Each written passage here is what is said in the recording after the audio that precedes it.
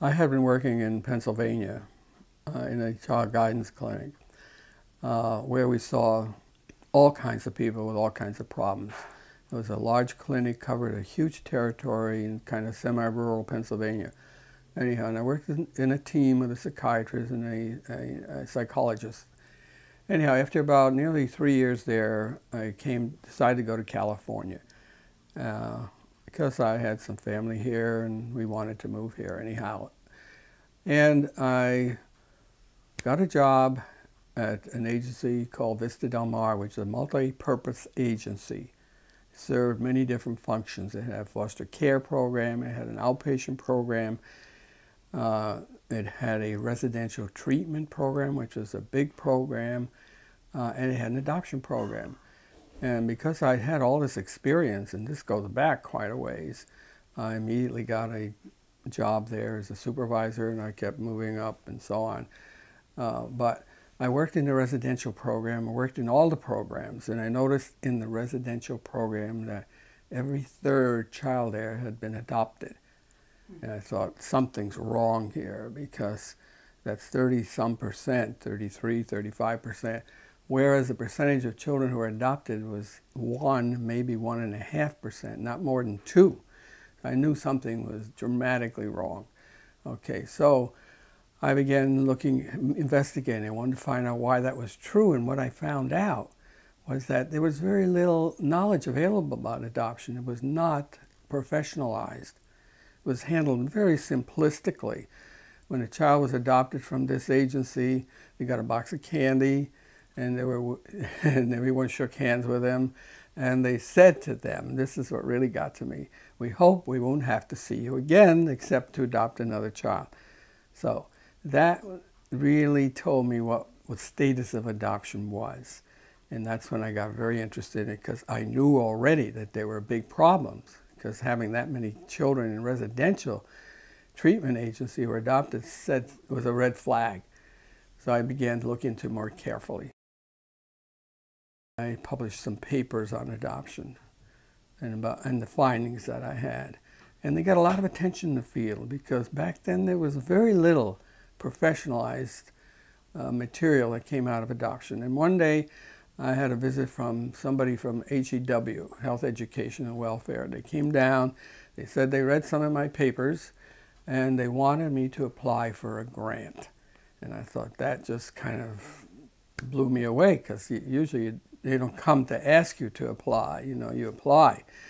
So, and they said because they felt that there was some problems in adoption, and it was not being handled in a professional way. And I totally agreed with them, because the way we were handling it at our agency and other agencies were handling it the same way. There was just nowhere in the country was adoption seen as a complex way of starting a family. Terribly oversimplified. So I got a very good grant, very generous grant for 3 years.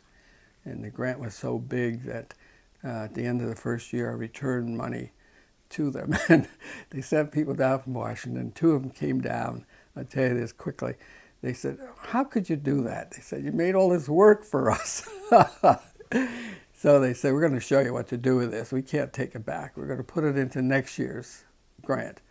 And then they said, "You don't return money from a grant." So I said, "Yes, I think you're right. Thank you." So it did turn out to be a very good study. And not only did a book come out of it, but I began to publish things like once a month. I set a goal to have an article come out. And the journals that were child welfare oriented just took them very immediately, and I had all the stuff that had been published. So it began to shake up the field. And from there, I began to work more closely. I worked with Annette. That's where I met Annette. Annette had also been working at Vista. And we got together, and she left Vista shortly, about maybe a year after I came. And we got together with a psychiatrist, not just Annette, with a psychiatrist, Arthur Sorosky was his name. And he was also interested in adoption. He'd had a couple of cases, and he didn't quite know which way to go with it. So he joined us. And in the beginning, there were a lot of teenage pregnancies. It was just out of the picture completely. No one even made efforts to bring them in. And when we did and involved their families, we got the whole picture. And, you know, I can remember one family where the son was going on to college. There was a baby that they were considering for adoption. And we worked with them for maybe 3-4 months. And the parents said, it's going to be hard, but we're going to help them because I think that this is our grandchild too, see? And so they made that decision. When they did, big smiles broke out and they all shook hands. It just brought me to tears when I saw this happen. And the two young people said, we're going to work together. We both want to go through college and we're going to do it. And as soon as we're more comfortable, the child will come and stay with us and we'll work it out. So, and I thought, that's the way it should be in adoption.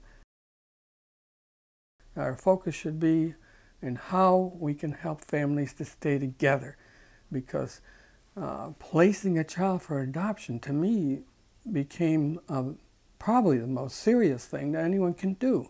You know, imagine you give birth to a child, and then you have to, you know, give that child away, or give the child up. However you look at it, it's going to be there for the birth parent. See?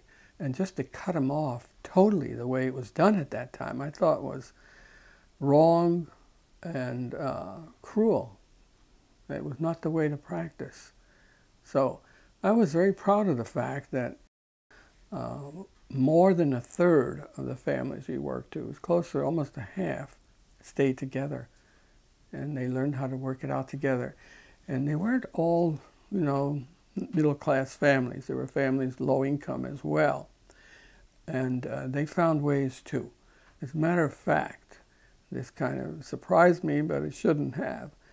But the lower income families were more tuned to keeping their children together.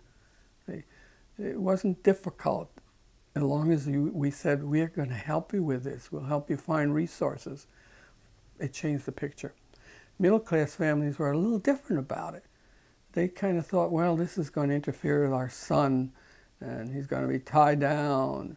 And the girl's family wanted to keep it secret. So it didn't feel right to me.